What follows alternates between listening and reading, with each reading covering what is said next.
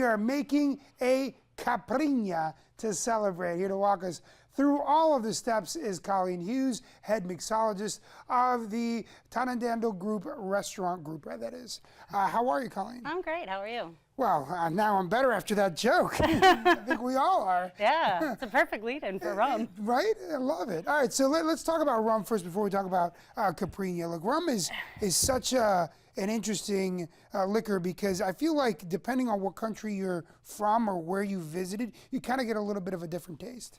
You do, and rum can be made from a lot of different sugarcane and sugarcane byproducts, so depending on which sugarcane product you're using, you're going to get wildly different flavors. So I think the ones people are most familiar with are molasses-based rums, so they distill after they've made it into molasses.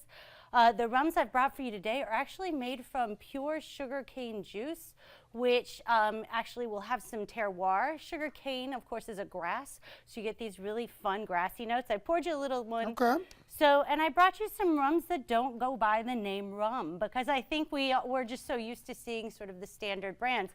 So I've got two. These are rums from Mexico, single varietal sugar canes, and these are called charandas.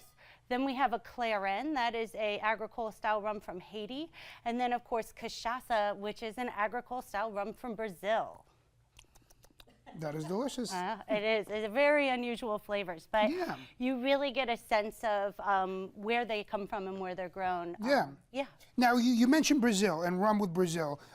Correct me if I'm wrong. Caipirinha, does that have a tie to Brazil? Yes. So a caipirinha is the national drink of Brazil.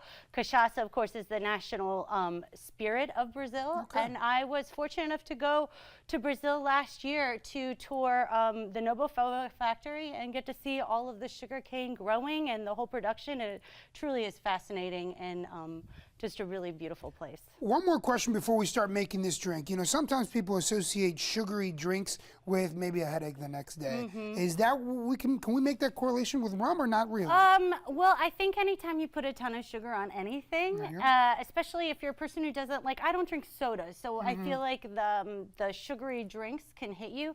And I think a lot of times with rum drinks, they mask the flavor of the rum with a lot of additional other citruses or other flavors, and I try to never do that. I like this. I'm doing a caipirinha because it is a clean, pure drink, and you really do taste how outstanding the rums that we are using are. Fantastic. Let's get to it. All right, what do we need for a caipirinha? It is the simplest drink to make, so anyone can do this at home. You're going to take what is about the equivalent of a full lime of sliced up little wedges. And I know that seems like kind of crazy, but it's like a daiquiri, but even more simplistic. You take a spoonful of nice white sugar over the top. Just regular sugar. Just regular sugar. I'm making a drink that anybody can make at home. Yeah, this is literally, you could just have this in the house. But it's so simple, but it's so good. I crush caipirinhas all summer long, every time I go to the beach, because you always have a lime and you always have sugar around the house. You don't even, like, I'm a bartender, I have specialty equipment. You don't even need specialty equipment. I taught my cousin, who's an electrical engineer, how to make caipirinhas because I got tired of making all her drinks. So then I'm going to add, it's a little bit more than 2 ounces. And this is the one from Brazil that we had talked about. Novo Fogo Cachaça. Novo Fogo Cachaça. Yep, absolutely pure and delicious. And then what we do, because I want to make sure that sugar dissolves before I add any ice, I just give that a little bit of a stir. Okay. And that just kind of breaks down that granulated sugar. And then all we're going to do is we're going to add a little bit of ice to this. Are you serious? Yeah, wait. That is it? Wait, hold on. And then you do one thing. This is, in bartending, this is called a roll. Is when you just simply toss it back and forth. Like I said, you don't need any specialty equipment. Wow. And that is a perfectly made caipirinha. I've had a caipirinha before, and I could have sworn there was soda water or something. It's that simple. Yeah, no, it is that simple. It is the most, I feel like it is the easiest thing to make. And when you have a really high quality rum, you don't want to bury it with a bunch of other flavors. Well, let's find out. You're not burying it. It's perfect.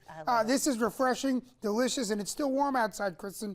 So it might be what happens this weekend. I mean, maybe Colleen can make me one for the after party, and there you go. Just enjoy them together. There you go.